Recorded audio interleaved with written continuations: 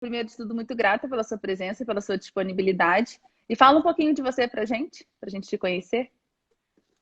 Bom, eu que agradeço o convite, Anaína.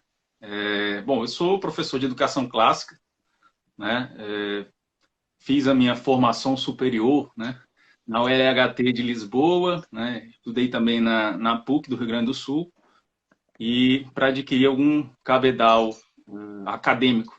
Mas acredito que os meus estudos paralelos foram bem mais importantes do que o que eu adquiri no ensino superior. É claro, eu devo muito a alguns de meus professores no ensino superior, mas acredito que dentro dessa área de educação clássica, né, você tem que ter uma dedicação de pesquisa bastante própria, porque como é um universo que está sendo redescoberto, não existe muitos especialistas. É muito difícil você encontrar um especialista dentro da academia em educação clássica, né? Então eu tive que fazer um trabalho árduo, digamos assim, self-made man. E Uhum. aí, assim, procurei me cercar dos melhores professores e hoje eu leciono, né? Eu tenho esse projeto na internet, por enquanto, que é do Escola Trivium, para falar sobre educação clássica, todas as perspectivas da educação clássica, os problemas que envolvem a educação moderna, né? Tem uma tentativa de fazer esse contraste entre o que era a educação clássica e o que é a educação moderna. Então, é a isso que eu me dedico. Já está com uns 7 aninhos já. Ah, maravilha. Então, com certeza, a gente vai conseguir aprender muito com você. E o que me despertou para te convidar para essa live, né? Além de que eu te acompanho diariamente, recomendo todos aí acompanharem. Foi um stories que você fez, né? Falando a diferença entre ensino superior e educação superior. Então, acho que a gente pode começar por aí, né? Qual que é a diferença, né? A gente pode falar em ensino superior, a gente deve falar em educação superior. Se existe um ensino superior, que ensino superior é esse? Então, vamos começar por aí? Vamos. Legal que você gostou do story, né? E a gente tem um amigo em comum também, né? Que é o Temos. Rabelo, né? Eu não sei Isso. se ela é da sua família, ele, né? Ele é meu irmão de consideração, ele é filho do meu padrasto. Legal. É gente boa Isso. demais. Eu Ele estou é sempre verdade. indicando ele porque ele é um especialista em Forrestal, né? Isso. E o Forrestal digamos, uma continuação da educação clássica. As pessoas não percebem muito isso, mas Uhum. é. E, bom, que bom que você gostou dos stories e, de fato, a educação superior, né, o ensino superior, é uma expressão que é um tanto questionável, né? E é uma expressão positivada no nosso direito, em várias legislações, né, da educação, você encontra a expressão ensino superior. Mas se a gente parar para refletir o que é o significado dessas palavras, a gente se assusta um pouco. Porque, por exemplo, nós temos duas palavras aí, ensino e superior. Então, se eu chamar a atenção de vocês inicialmente para a palavra ensino, ou nós teremos que refletir se o ensino tem como ser superior se compararmos o ensino ao estudo, né? Então, se nós pegarmos o melhor professor do mundo, né, com as melhores técnicas pedagógicas e didáticas já mencionadas e conhecidas, e colocarmos diante de um aluno que não está interessado em estudar, essas técnicas elas serão um tanto inúteis. Uhum. Contudo, se nós pegarmos um professor bastante ruim, né, que nunca tem estudado nenhuma técnica didática, né, um professor bastante limitado, e o colocarmos diante de um aluno que está com sede de estudo, a tendência é que esse estudante fustigue tanto esse professor que ele vai se obrigar a Uhum. se tornar um professor de verdade, né? Então, o fato é que não existe ensino superior se compararmos ao estudo, só existe estudo superior. Uhum. Então, não há possibilidade de você comparar o estudo com o ensino. A única coisa que há de superior na educação é o estudo. Então, temos esse primeiro problema, né? De que só o estudo é superior. O ensino ele envolve um sentido de passividade, né? Nós imaginamos já aquela ideia do professor e do aluno passivo ali escutando o professor. E também a expressão superior, se a gente refletir sobre essa expressão, né? Superior já dissemos que só pode ser o estudo. E também, para falarmos em educação superior, é necessário haver a figura do filósofo, porque todas as ciências e todas as artes derivam, em última instância, ou da experiência prática ou da filosofia. A filosofia é mãe de todas as ciências e mãe de todas as artes. Foi assim na história.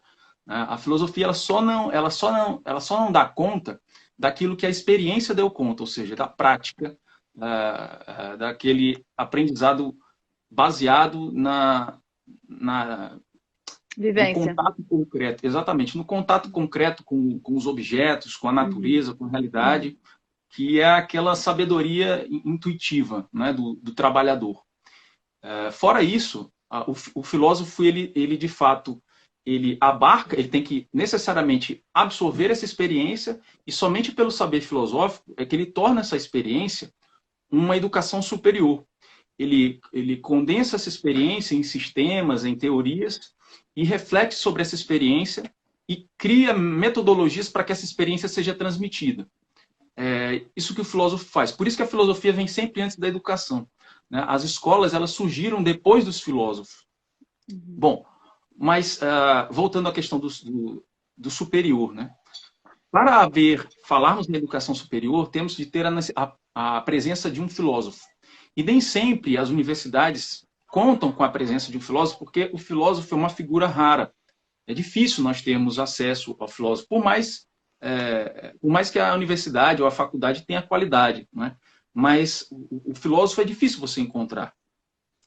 Então, na realidade, quando falamos em superior, temos de ter o filósofo e temos de ter o arquitécnico, vamos dizer assim, o professor que conhece as técnicas mais avançadas daquela área. E também o arquitécnico nem sempre está presente, não é, na universidade. Mas creio que essa falta do filósofo é bem mais notória. Então, outro problema da expressão ensino superior diz respeito também à ilusão de que essa expressão cria, de que todas as universidades e faculdades oferecem um ensino superior. E nós sabemos que isso não é verdade. Não é? Há uma diferença de grau muito grande entre determinadas faculdades e outras. Né? Então, nós temos que ter essa consciência de que essa expressão ela é uma expressão de marketing. Ela acabou se tornando um marketing e as pessoas estão muito afetadas com esse slogan, com esse marketing dessa palavra que é o ensino superior. Né? Uhum. Sim, é verdade. Só comentar algumas coisas, né? Esse ponto, se existe ensino, isso é muito legal da gente pensar, né? Porque, na verdade, a aprendizagem ela é um caminho individual, né? E a gente não pode trilhar esse caminho por nenhuma outra pessoa, né? E isso é muito claro naquele De Magistro, né? No livro, tanto Santo Agostinho quanto Santo Tomás, isso fica muito evidente, né? A gente pensar o que é o ensino afinal, a gente pode falar em ensino, né? O que a gente faz, na verdade, é muito mais despertar para o estudo, né? E isso o Feuerstein, ele auxilia muito na ideia da mediação, né? Eu também estudo muito Feuerstein, né? Trago muito aqui na Educaex. E Maravilha. O Carlinho certamente é uma pessoa que a gente sempre está junto nessa, né? Ele contribui muito nesse processo. A questão que você falou sobre refletir, né? Refletir sobre a experiência, que é uma coisa que o filósofo faz, né? Que na verdade todos nós deveríamos fazer de alguma forma, né? A gente vive a vida sem refletir sobre o que a gente acabou de viver, né? A gente não tem condição de fazer isso no momento que a gente está vivendo. Mas após a vivência, a gente deveria sempre fazer isso, né? Como é que foi aquela experiência, o que a gente poderia ter feito de melhor, né? Para a gente crescer com isso, né? Isso é uma prática da vida que tem se perdido muito, né? Essa reflexão mesmo, né? Que é uma capacidade inerente a nós, seres humanos, e que muitas vezes não a utilizamos, né? E nessa questão da universidade ser ou não superior, realmente, né? O que eu vejo hoje, essa segunda pergunta, né? É que a faculdade, as universidades, né? Elas têm muito mais focado em profissionalizar do que realmente formar uma pessoa, né? Então, qual que é a diferença, né, disso, de formar uma pessoa ou de profissionalizá-la? Bom, é, Veja, a universidade, ela tem três funções, né? Ela tem três funções básicas. Isso quem dizia era Ortega y Gasset. Três funções básicas de uma universidade são A missão da universidade, transmitir... né? Oi? É no livro A Missão da Universidade, né? Isso, exatamente, é a missão da universidade. O pessoal já vai Ele perguntar, dizia, que eu sei. Pode falar. é esse livro mesmo, maravilhoso. Ele diz o seguinte, que a universidade tem três funções hoje, basicamente, que é de transmissão da cultura ou transmissão da tradição, ou seja, há um saber acumulado por uma tradição e ele deve ser transmitido à nova geração. Uma segunda função é a formação de pesquisadores, né, de cientistas de fato, ou seja, pessoas que estão seguindo a tradição, digamos, filosófica até certo ponto, de você continuar a fazer o conhecimento crescer, né? Continuar acumulando crescimento, continuar sedimentando os tijolos aí da ciência. E a terceira função da universidade é formar profissionalmente, né? Mas o Ortega y Gasset também fala que quando essas três funções são misturadas, existe uma grave confusão mental, né, nos alunos, nos estudantes do ensino superior. Então, a primeira coisa que nós tínhamos que fazer é separar essas funções e tentar compreender aonde nós nos inserimos. Por exemplo, nas primeiras universidades, né, havia um sentido mais claro de que aquele ambiente era devotado à pesquisa, tá? A formação de pesquisa, de cientistas, de pessoas que estavam interessadas em descobrir o real, certo? Então, esse movimento de descoberta do real é próprio do cientista, do pesquisador, do filósofo, tá? Depois da Revolução Industrial, sobretudo, é claro que desde antes, já depois do Renascimento, mas depois da Revolução Industrial, as universidades, né, graças a algumas reformas que foram feitas na Alemanha, né, por von Humboldt, né, o Wilhelm von Humboldt. Então, ele fez algumas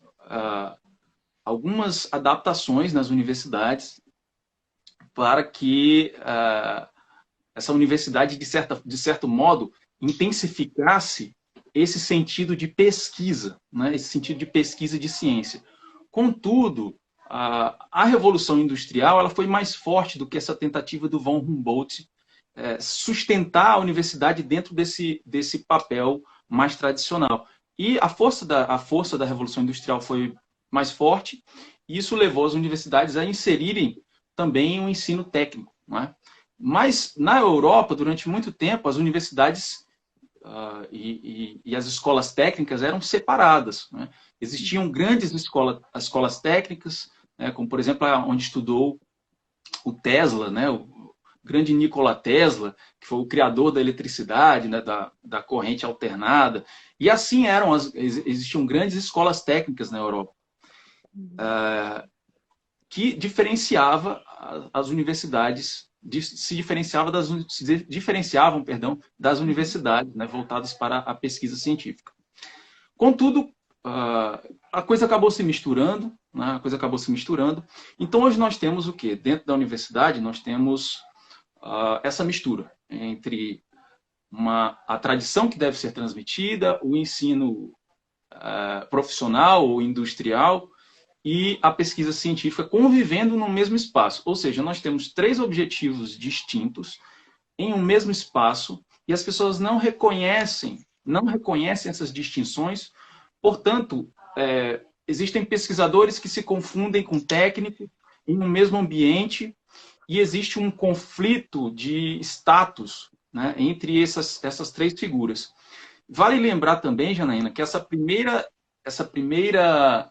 função da universidade, que é a de transmissão da tradição, ela está cada vez menor. Então, praticamente, as universidades perderam essa função de transmissão da tradição. Por isso que eu estudo, de certa forma, a educação clássica, para tentar resgatar essa tradição que deixou de ser transmitida. Porque Mas eu depois acho que... Desculpa, pode falar.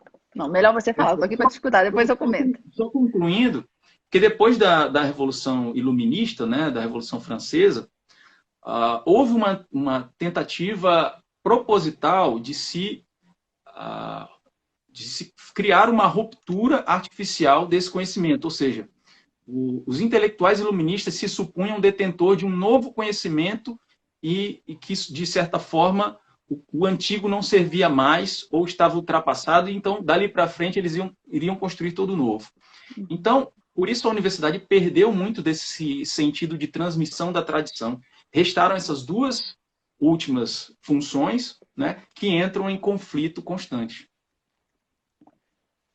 Verdade. E assim, em relação a essa questão da tradição, eu ia mencionar algo similar a isso. Inclusive, tem um texto do Feuerstein que ele fala justamente do impacto muito grande aí já posterior no movimento hippie, né? Ele faz uma análise sobre isso, né? Como o movimento hippie tinha essa questão de tinha essa ideia também de romper com os antepassados, assim, com a família, com os mais velhos, com tudo que é antigo e com tradição, né? E hoje o que se traz na universidade ou nas escolas, né, sobre cultura, também é uma visão errônea sobre cultura, sobre o que é cultura, né? Então, como se a cultura, ela na verdade, ela fosse uma manifestação atual do povo. Então, essa manifestação do povo, isso é cultura, né? E aí a gente fica, então, tem pesquisas e mais pesquisas sobre sambistas, enfim, não que samba não seja bom, tá, gente? Mas realmente um entendimento da cultura como algo que edifica o homem, né? Que leva o homem ao encontro da verdade. O professor Lavo fala daquele termo do Platão, supremo bom, supremo bem, não me lembro agora. Né? Exatamente. Isso é muito interessante. Então, a cultura como a gente cultivar na gente, né? Elementos ou virtudes que nos levem ao encontro desse bem, né? Então, isso é muito interessante também. A gente não entende bem o que é a cultura e muito menos valorizamos a tradição, né? E aí a gente fica muito apegado à manifestação atual, vamos trazer isso, vamos valorizar, e como se isso realmente fosse trazer a cultura para dentro da universidade. E um outro ponto, em relação ao técnico, ainda assim me surge uma questão, porque eu penso que hoje, como a gente forma o técnico, um técnico que tem pouquíssima habilidade, por exemplo, de linguagem, né? É uma pessoa que às vezes ela é muito boa naquela área específica, né? Eu conheci uma pessoa que eu trabalhei na Embrapa, né? Eu sou da geografia, acho que eu te mencionei isso. E fiz um estágio na Embrapa e ele era especialista no cupim que dava no cerrado, numa área específica do cerrado, né? Mas se você conversava com ele, era muito difícil de conversar sobre qualquer outra coisa, né? Então eu fico pensando, ainda que houvessem universidades focadas no ensino técnico, né? Ou escolas técnicas, como você falou, não é universidade, né? Elas deveriam trazer um currículo que também abarcasse outras coisas, né, que não apenas esse direcionamento profissional. Imagino eu, ou não, estou errada. Não, eu concordo plenamente com você, na verdade, né? Porque existe quando você fala em ensino superior, pressupõe-se que a pessoa que está lá, ela tem uma cultura mínima, né? Mas a coisa desandou de uma forma que nós conhecemos, assim, talvez seja até um pleonasmo a gente ficar falando disso, né? Nós sabemos que o ensino superior virou um grande mercado, né? E que muitos diplomas não valem nada, tudo isso nós sabemos, né? Mas isso aconteceu por uma completa distorção, né, do que é a concepção de educação e também por uma imposição burocrática de títulos, né? Então, no período clássico, na Idade Antiga, na Idade Média, o saber notório era muito mais valorizado, né? O saber notório era você não sabia que não encontraria o conhecimento em instituições, né? Os antigos sabiam que o conhecimento estava em pessoas, né? Tem até um vídeo na Escola Trivia que eu publiquei a respeito disso, que essa era uma grande diferença. Os antigos sabiam que o conhecimento estava em pessoas e não em prédios de tijolos. Então, para você adquirir o conhecimento real, você teria que ir atrás de determinados professores, né, que detinham esse conhecimento, e por meio do contato com eles, somente por meio do contato com eles, você ia adquirir o tal do nível superior, né? E é claro, os antigos também tinham muito claro que as disciplinas de linguagem, elas habilitavam a inteligência para qualquer tipo de especialização. Então, se você é capaz de ler bem, de compreender bem um texto, de interpretar bem um texto, e se você é capaz de lidar com números, né, que é uma linguagem universal das coisas, são os números, né? E a linguagem universal do homem é o verbo. Então, eles sabiam que, ao dominar os números e o verbo, você já teria, digamos assim, o hardware preparado para assimilar qualquer software. Aqui fazendo uma analogia, né? Mas, basicamente, o seu cérebro estaria preparado, isso antes mesmo dos antigos, veja só que curioso, Janaína, saberem que a inteligência estava no cérebro, né? Então, eles já acertaram antes de ter o conhecimento de neurociência, né? Então, muitos dos antigos, grandes gênios antigos, pensavam que a nossa inteligência estava no coração, né? Ou em outras regiões do corpo, né? Mesmo nas entranhas, mas eles acertaram, e os modernos erraram. Quer dizer, os antigos acertaram que, de fato, o domínio da linguagem e o domínio dos números são conhecimentos que habilitam para qualquer outro tipo de conhecimento. Então, você pode ser especialista em qualquer coisa, porque você estará apto a aprender qualquer coisa. Mas se você pegar um especialista, como você falou, em uma área muito restrita, e a incapacidade dele de sair daquela área restrita deve-se ao quê? Deve-se à incapacidade, quer dizer, as limitações cognitivas dele que não permitem que ele faça esse trânsito, justamente por uma inabilidade linguística, né, seja da dialética, da gramática ou da retórica, ou no domínio dos números. Qualquer dessas habilidades irá limitar, de fato, a possibilidade dele transitar entre áreas de conhecimento. Então, nós temos esse fenômeno muito estranho na modernidade, que é o do hiperespecialista analfabeto, né? É um fenômeno tipicamente moderno, né? Porque é bastante estranho, né? É uma coisa que nós temos que rever, é claro. Uhum.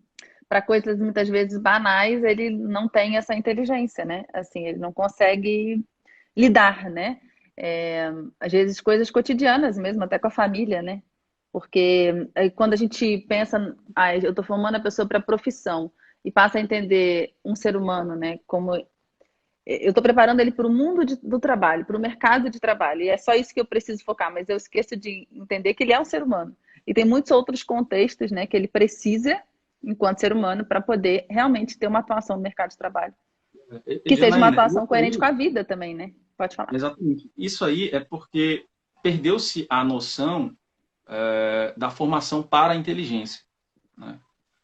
Como você bem falou, o foco, a ênfase total na formação para o trabalho, ela atrofia a visão da formação para a inteligência, né? Coisa que a universidade sempre foi, né? E as escolas, antigas escolas também, sempre foram, né? Elas sempre visaram você estruturar a inteligência para que a pessoa seja capaz, para tornar a pessoa capaz de, não importa de quê, tornar capaz de, capacitar para qualquer coisa, né?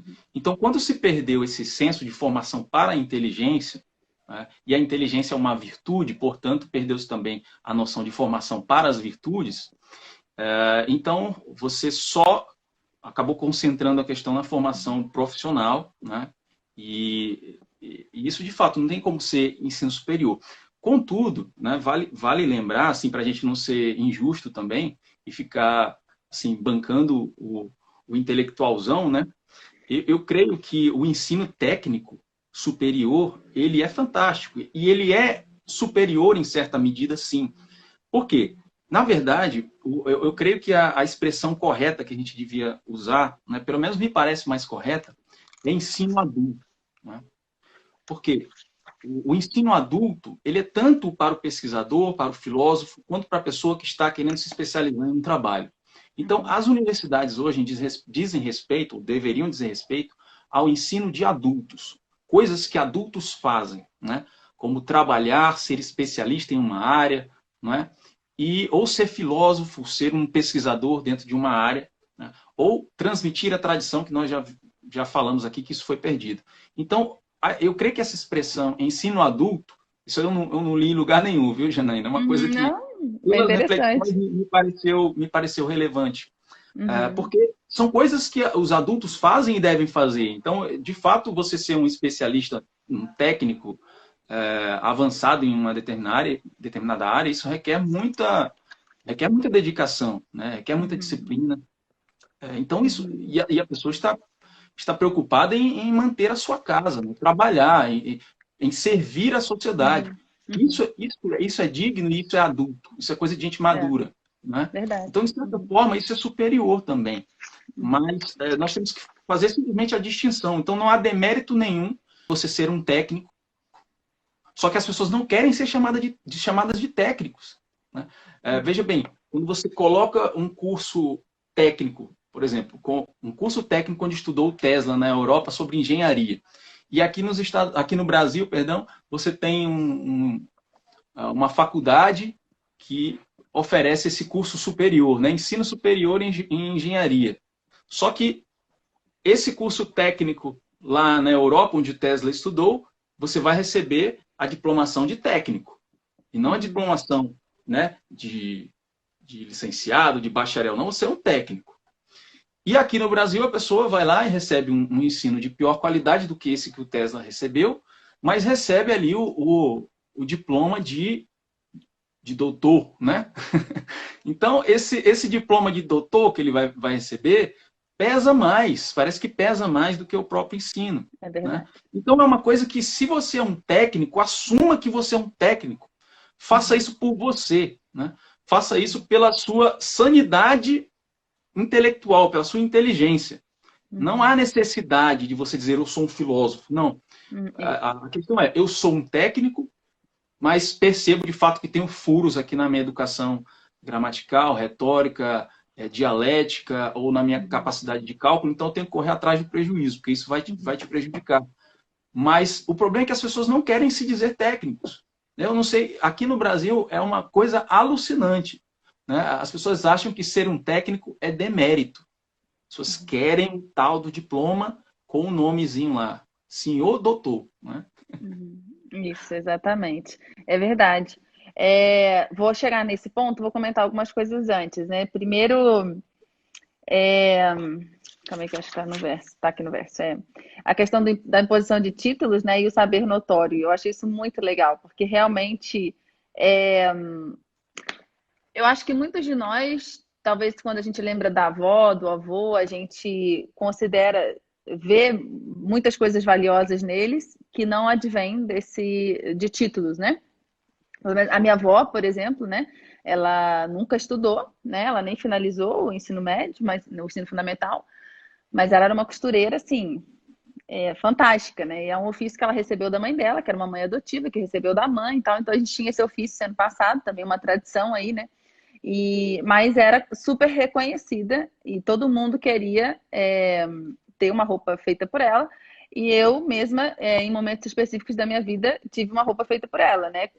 Nos meus 15 anos e quando eu formei no ensino médio. Depois ela também desencarnou logo, assim. Mas ela teria feito outras roupas se ela tivesse vivido mais, né? Mas era um saber notório e que e ela era muito admirada por isso, né? Só que quando a gente busca a educação, quando a gente busca a universidade pelo título, isso não é uma motivação suficiente para que gere realmente um movimento para o estudo, né? Porque é uma motivação externa. Quando uma pessoa busca realmente o ensino, a educação superior, visando se desenvolver intelectualmente ou aumentar essa inteligência que você falou, né, que é uma virtude, aí sim ela se movimenta para o estudo de uma forma muito diferente, né? Então, há ali realmente, né, um saber sendo desenvolvido, né? E achei bom você ter. Pode falar, pode falar. Não, estou só concordando com você. Ah, tá. Essa questão da atrofia, né? É quando a gente foca apenas, né, no trabalho e pior ainda no título. Eu sou doutora, né? Eu preciso assumir isso, porque o meu objetivo era terminar, né, para entrar numa universidade pública. Porque quando eu comecei no doutorado, as coisas já mudaram muito na minha vida. Então, eu preciso assumir que eu fui pelo título. E eu queria fazer isso antes de ter filho, porque eu sempre quis ter filho. E então eu queria, mas quando eu estava no meio do doutorado, aí no início eu já não queria mais ser professora de universidade pública, e no meio eu queria desistir, porque eu estava fazendo uma tese que não era o que eu queria fazer mais. Eu vi que eu precisava de maturidade, que eu precisava de tempo, que aquele não era o meu momento. Mas com esse projeto de quero ser mãe, agora eu cheguei até aqui, eu fui até o final. Mas eu falo isso sem vergonha, muitas pessoas até que vêm me perguntar, nossa, você né, é tão jovem e tal. E eu falo, não tenha pressa, né? Não vá ainda, porque o melhor é você fazer no momento certo, né? E não pelo título. E isso realmente foi o que me moveu, né? É... E aí, você falou no final do que mesmo que eu não anotei? Poxa vida, onde que eu anotei? Ah, do ensino técnico, dessa valorização do ensino técnico, muito importante. E uma coisa, eu trabalhei diretamente também, Vitor, na universidade com o programa de jovem aprendiz. Eu que aprovava lá na universidade é, os jovens aprendizes que vinham e também os estágios obrigatórios das universidades, né? Esse é um programa, por exemplo, né, que é para o jovem começar a aprender um ofício.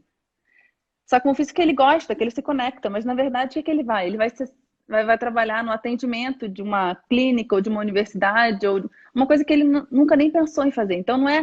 O programa Jovem Aprendiz não ensina um jovem, por exemplo, a fazer uma marcenaria ou realmente né, um secretariado, alguma coisa. Ele fica fazendo trabalhos dos antigos estágios, que agora, pela lei de estágio, não pode fazer, que é servir café e não sei o quê. Então, isso, na verdade, mostra também uma desvalorização dessa formação técnica, né? Que eu acho que talvez muito do que hoje gere de incômodo é eu acho que pela forma como ele está constituído também, né, em termos de sua estrutura. Mas vamos lá, eu não quero falar mais do que você, quero que você fale mais, se não deixar eu falo. E aí, bom, os currículos das universidades, então, Vitor, eles têm se moldado ao mercado de trabalho. A todo momento na universidade, eu falo isso também porque eu né, trabalhei 6 anos em gestão universitária, o que o mercado está exigindo. Então, eles vão mudando o tempo todo as disciplinas, pensando nisso. Eles inseriram disciplinas de competências socioemocionais, desenvolver empatia, colaboração, porque o mercado de trabalho exige isso, né? Eles esquecem que, antes de tudo, né, a convivência social exige isso, mas ok, é porque o mercado de trabalho exige. Então, como é que você pensa sobre isso, né, na sua experiência e tudo, de fazer um currículo pautado nas exigências do mercado? Olha, primeiro a gente tem que pensar que a própria universidade é um mercado, né? Então não é simplesmente que ela se forma para o mercado, ela é um mercado, né? Então, por que muitos comércios, né, muitos estabelecimentos de negócio funcionam, muitos empreendimentos funcionam pelo livre mercado, né? Porque ali você tem uma livre concorrência e o melhor acaba né, ganhando destaque, ganhando clientes. Isso gera E esse melhor, né, ele acaba forçando o concorrente a se aperfeiçoar, e assim você cria um ciclo virtuoso, em que as pessoas acabam se aperfeiçoando por feedback, né? Você tem um concorrente melhor e aquele outro concorrente vai se tornando mais próximo de você, e você tem que melhorar um pouco mais. Então, o próprio mercado, o livre mercado, a livre concorrência, vai tornando a qualidade do serviço melhor. Só que vocês já sabem que isso não acontece na educação. Isso é muito curioso. Ela não acontece exatamente assim nas universidades. Por quê? Porque as universidades e as escolas, elas não são exatamente elas não funcionam, não se aperfeiçoam pelo livre mercado porque elas estão presas a burocracias imensas, né? Então, não existe a possibilidade, por exemplo, de você, vou aperfeiçoar aqui a minha instituição, colocando os melhores professores, os mais gabaritados, mais doutores, né? Porque você entra numa demanda de mercado que diz respeito ao que as pessoas estão dispostas a pagar por aquilo, né? E ao que o MEC exige que seja ensinado. Então, existe uma burocracia muito grande que não permite esse tipo de aperfeiçoamento pela concorrência. Por isso, você diz assim, vamos privatizar as universidades. Tá, privatizar várias coisas funciona. Mas privatizar as universidades, a gente sabe que não funciona, porque isso já foi feito, né, no governo Fernando Henrique. E a gente sabe que o nível do tal ensino superior foi decair, né? Foi decair. Então, a própria universidade ela é um mercado, e é um mercado distorcido que não se adapta à livre concorrência. Tá? Então, por ele ser esse mercado distorcido, a única possibilidade é que ele acabe distorcendo também a educação que ele oferece, né? O tipo de conteúdo que ele oferece. E é claro que para conquistar clientes, ele vai ter que oferecer aí o que a demanda pede, né? E o que a demanda pede é o que está ligado com o mercado de trabalho. Bom, eu particularmente eu não vejo um demérito muito grande em você adaptar a educação para o mercado de trabalho. Eu acho que isso é uma necessidade assim incontornável. A grande questão é que as pessoas são enganadas quando você entra em uma instituição e aquela instituição diz que vai ofertar para você uma educação superior, um ensino superior, você já é enganado do que é o sentido da educação superior. Né? Então as pessoas saem iludidas da escola, entram iludidas na universidade e saem iludidas da universidade. Esse é que é o problema. O problema, eu não vejo que seja ofertar esse tipo de ensino voltado para o mercado de trabalho, mas sim que isso seja feito de uma forma coerente e honesta. Só que há um grande teatro, né? Montou-se um grande teatro dentro do universo educacional, que são esses discursos, né? Essas fábulas de que você está recebendo um ensino superior, bom, quando na realidade não está. Quando muito está recebendo um ensino técnico, já vimos, não há demérito nenhum nisso, né? Mas que isso seja diferenciado, como Ortega Gasset falava, né? Diz, olha, é preciso ter uma nítida consciência da diferença do ensino técnico para o ensino de pesquisa científica, né? E uma vez que nós temos essa consciência, tudo fica mais tranquilo para nós. Então, o estar na universidade não gera falsas expectativas. Nós sabemos exatamente onde estamos ocupando, o espaço que estamos ocupando. Então, por isso é importante, por exemplo, quando você vai pensar assim, eu quero estudar em Harvard, né? Tudo bem, você quer estudar em Harvard, mas talvez fosse melhor você pensar assim, eu quero estudar Harvard. Então, o que foi Harvard? Como Harvard chegou onde chegou? Né? Talvez seja uma forma de sobrevoo interessante. Então, quando você pensar, eu quero estudar numa universidade, mas bom, o que é uma universidade? O que ela vai de fato me oferecer? Né? Então, fazer um sobrevoo, tentar refletir sobre a instituição em que você vai entrar, o tipo de ensino que você vai receber, e nessa reflexão você acaba conseguindo se mover de uma forma mais coerente, mais inteligente. Né? Não sei se é uma pergunta, né? Mas... Sim, acho que sim. E aí, Harvard, na verdade, é buscada pelo diploma, né? E eu gostei muito quando você falou de buscar os professores, né? Exatamente. Se buscava assim, aquele professor que tinha lá, então buscava pessoas, né? Isso é fantástico, né? Que aí você Exatamente. realmente valoriza quem pode te trazer alguma coisa, que não são os tijolos, os prédios, né? E muito menos um pedaço de papel. Às vezes você tem 20 professores numa universidade e você reconhece, olha, aquele ali é enrolão. A gente reconhece, a gente sabe que não são todos que são mestres de fato, não são todos que dominam de fato, né, a sua área de conhecimento. E a gente tem essa consciência, isso é bastante simples de você verificar. É uma boa dica, inclusive, isso de se aproximar dos melhores professores. Né? Você cola nos melhores professores porque eles representam, os maiores professores de uma instituição, eles representam o que é uma universidade. Né? Então, fica a dica aí. Cole no tornozelo deles. Né? Boa. É muito bom isso. E assim, muitas vezes os professores, inclusive, porque eles precisam estar em instituições, né, para trabalhar, eles precisam trabalhar. Muitas vezes eles estão na contramão até do que aquela instituição está indo, mas eles estão ali. Então, eles são, vamos dizer assim, joias raras, né, que a gente precisa aproveitar, né? Muito bom.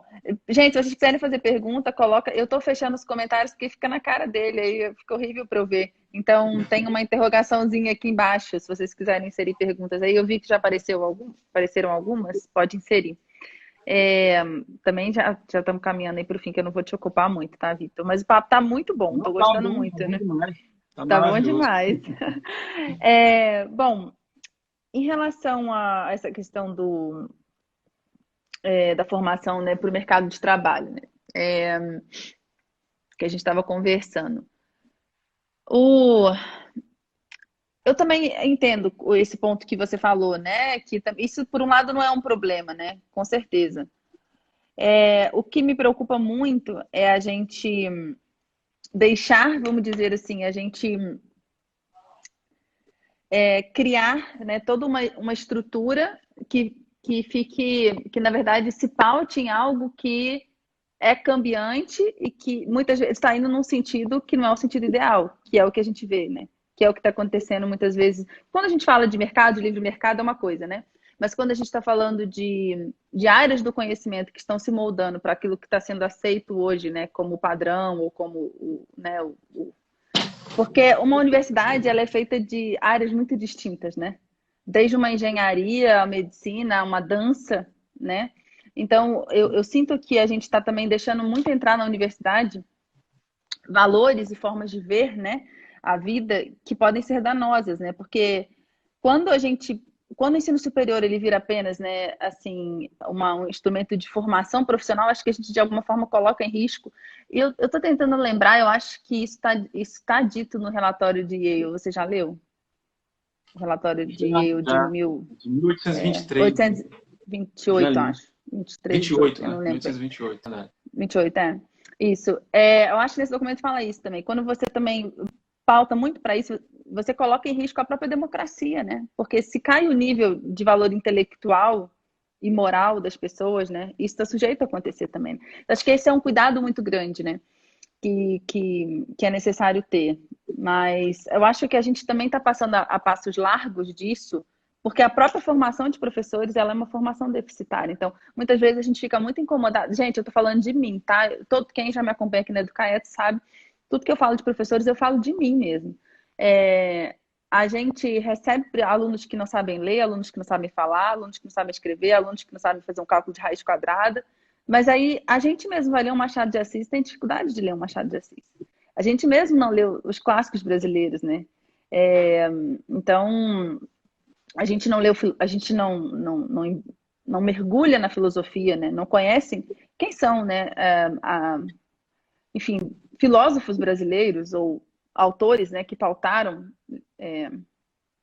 a nossa literatura, enfim. Então, a gente mesmo tem um déficit de formação muito grande, né?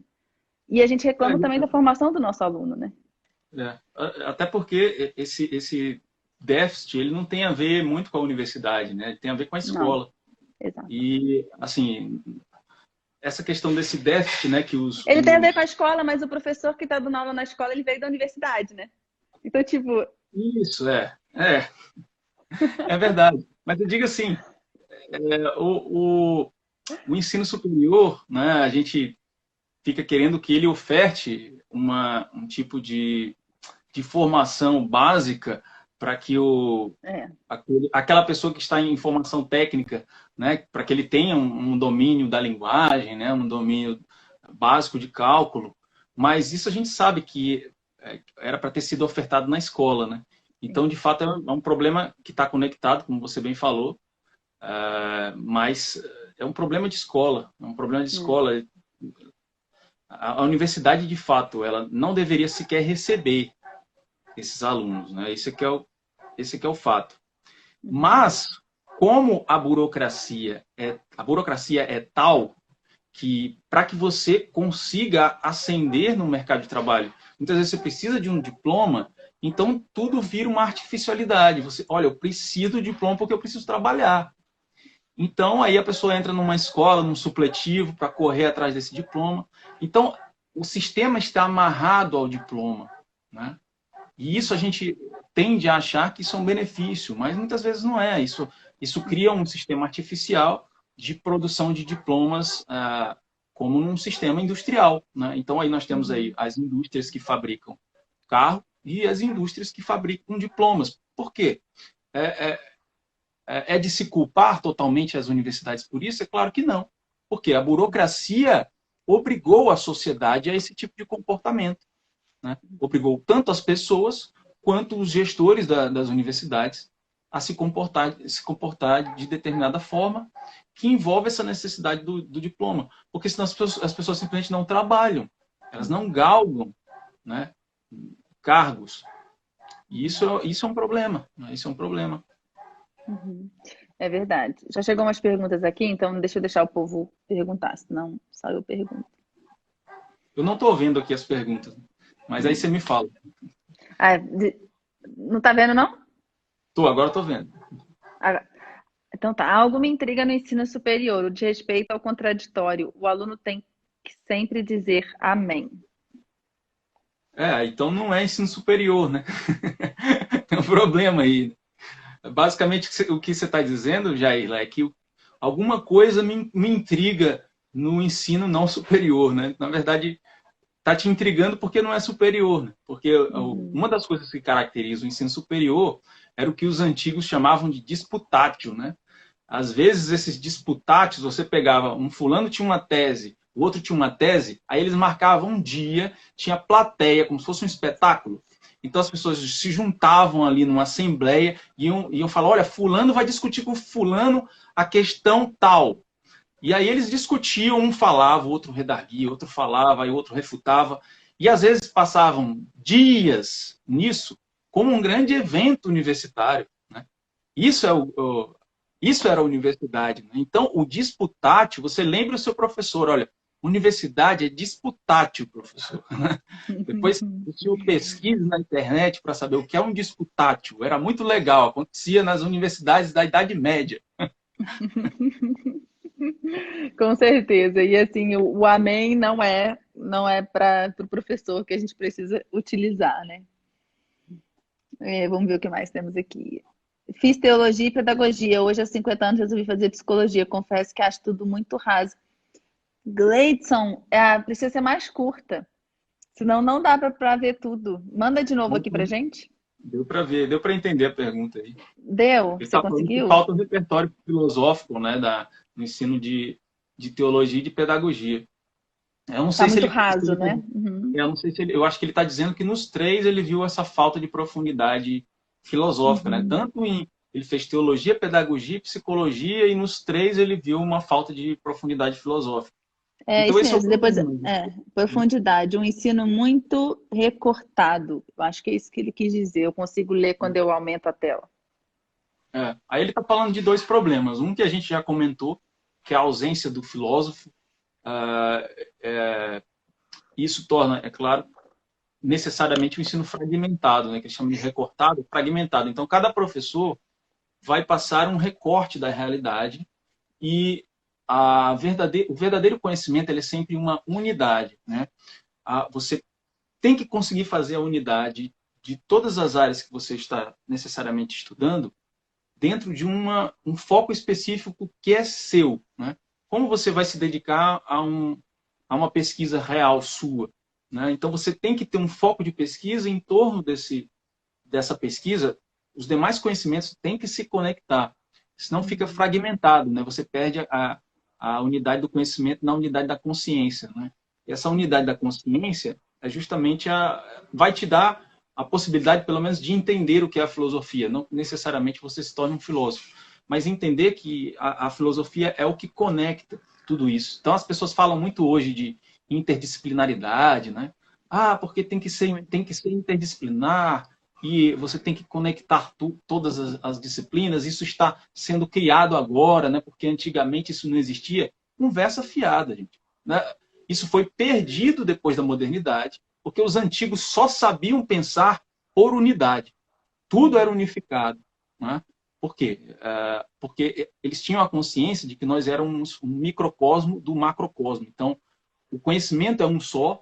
Eles acreditavam que o conhecimento estava disponível na realidade para todos, né? E a capacidade que tinham de conectar diversas áreas do conhecimento era uma coisa absurda, sabe?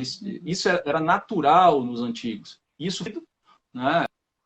É claro, em razão também da proliferação do conhecimento, quanto mais conhecimento, mais fragmentado ele acaba se tornando. Mas isso foi perdido na modernidade. Então, sempre que alguém falar em interdisciplinaridade, lembre que os antigos tinham isso muito melhor do que nós estamos buscando hoje, né? Eu escrevi um texto lá na Escola Trivium sobre isso também. É, legal. Eu não li esse, não. Vou buscar lá. É, e essa compartimentação, né? E a forma como ela é estruturada hoje, tanto na educação básica quanto no ensino superior, né? Ela é uma decisão, né? Também política, né? Isso. E hoje no ensino superior o que a gente tem muito são as disciplinas chamadas de módulo básico, né? E algumas delas para várias áreas do conhecimento. Algumas padrões, né, dentro da engenharia, que são as de cálculo e tudo mais, mas aí já tem, por exemplo, disciplinas que estão permeando todos os currículos, né? Empreendedorismo, geralmente é uma disciplina que tem, né? A de língua portuguesa, que, enfim, ensina alguma coisa ali, não sei bem o quê. Algumas universidades têm trazido a estatística, ainda que também a estatística, na forma como ela é apresentada, também a gente possa refletir sobre, mas, enfim. Vamos ver se tem mais perguntas aqui. Como formar um ser humano em sua totalidade? De que forma a escola pode contribuir? Vamos da escola aí agora. Olha, é complicado a gente confiar na escola para isso, viu, gente? Porque a escola ela sofreu uma adulteração brutal e, e essa adulteração adulterou o tipo de homem. Foi baseada também numa ideia de tipo de homem que a sociedade, que o Estado queria formar. Então, não dá para confiar muito na escola com relação a isso, porque a escola esqueceu a formação das virtudes, a escola esqueceu a formação da inteligência. Então, são duas áreas que são as centrais para a formação do que você chama de totalidade, né? A totalidade do ser humano, ela depende de uma formação moral e de virtude e de uma formação intelectual. E a escola, ela perdeu isso, né? A escola, ela está muito fragmentada, ela está sem sentido do tipo de homem que ela quer formar, né? Voltada para um grande jogo no final, né? Que é o Enem. Então as pessoas estão se adaptando a jogos. O Enem é um grande jogo que você tem que se adaptar de tal ou qual forma ele. Então, eu acho que a resposta à sua pergunta é isso, é formação de virtudes e da inteligência. Agora, é claro, você vai ter que buscar essa formação de virtudes e da inteligência em outras áreas, porque a escola está preocupada em formar para a cidadania, um nome mágico que foi inventado, né? Eles estão substituindo a formação de virtudes pela formação de cidadãos, né? Que é o indivíduo bem comportado, né? E isso não tem a ver com virtude concreta. Isso é uma criação artificial da escola nova. Tá? A escola nova não é santinha, não. Tem gente aí que bate continência para a escola nova. A escola nova é cheia de problemas. Um dos problemas é esse. Formar para a cidadania. Você esquece a formação da inteligência e das virtudes, dos valores. Né? Exatamente. E um bom cidadão é uma pessoa que tem virtudes, né? Que tem valores, né? Na verdade, a cidadania é uma moral inventada pelo Estado. Sim. Valeu. É verdade. E assim, para a gente atuar nesse processo civilizatório de uma forma que seja uma forma. Eu não consigo tirar esse negócio agora da sua frente. Tem hora que trava o xizinho, eu não consigo tirar. Para a gente atuar, né, nesse processo civilizatório, né, fazer parte disso de uma forma que seja uma forma construtiva realmente, né? E essa palavra também é uma palavra que hoje na educação tem que ter muito cuidado, né? Tudo é vamos construir juntos, né? Construir um entendimento. Mas enfim, querido, muito grata pela sua presença. Eu não lembro o ponto exato que eu estava falando, mas foi muito bom esse papo.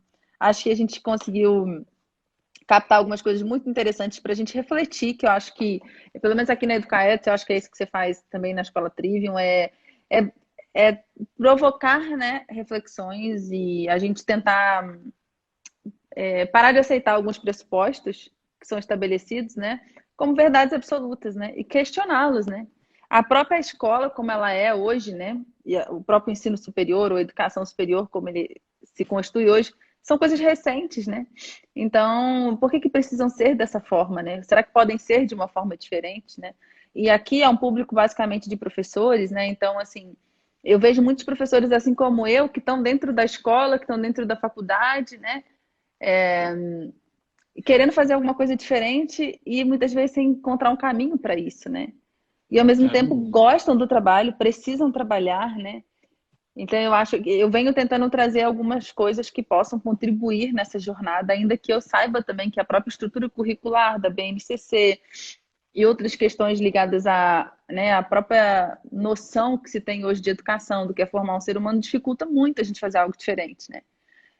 É Mas verdade, a gente é uma vem profissão tentando. incrível, né? E eu acho, quero aqui te parabenizar aqui pelas ferramentas que você coloca à disposição dos professores, né, para que eles tenham uma atuação melhor, porque no fim das contas, né, a gente faz essa reflexão toda, no fim das contas, amanhã a gente tem que estar dentro de sala de aula fazendo o melhor possível, né? É assim que funciona. A gente É, reflete sobre tudo isso, mas o sistema está aí, está colocado e a gente tem que se adaptar a ele.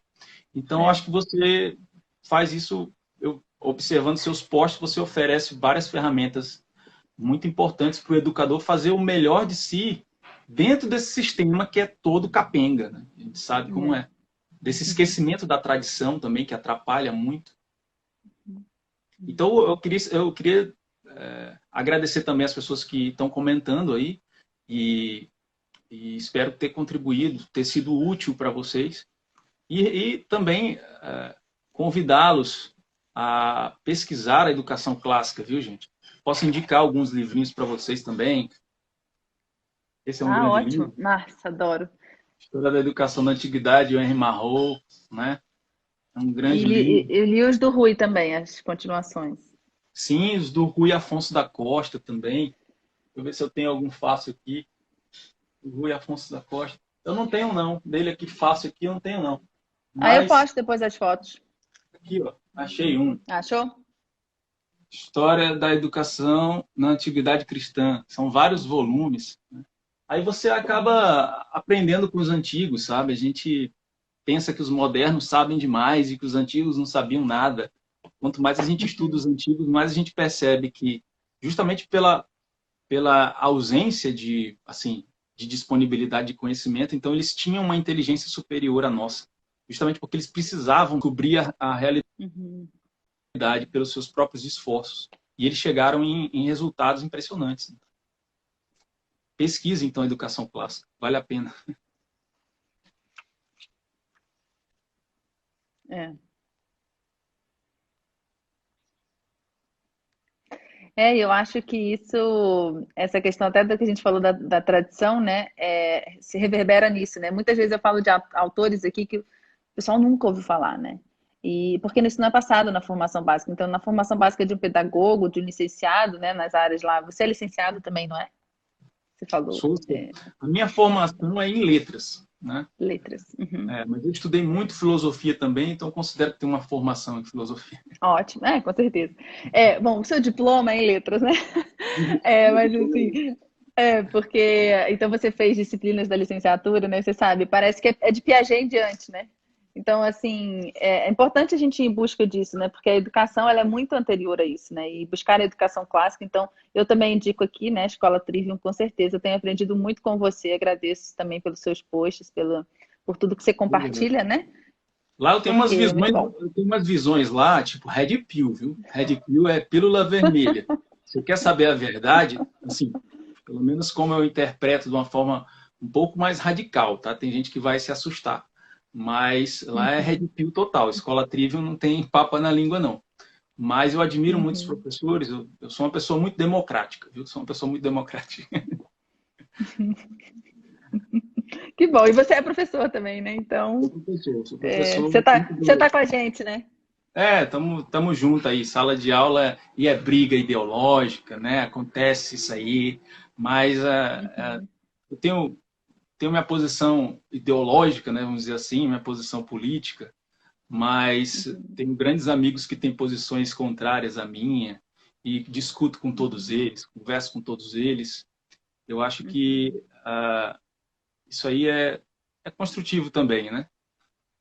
Com certeza. Muito bom, Vitor. Então, grata. A gente marca uma próxima mais na frente, se você topar, é claro. Boa noite, tudo de bom para você, viu? Boa noite, Janaína. Obrigado. Um grande abraço aí. Satisfação participar aqui do Educaetos. Um abraço a Até mais, todos. querido. Tchau. Falou. Manda um abraço pro Tchau. Carlinhos também.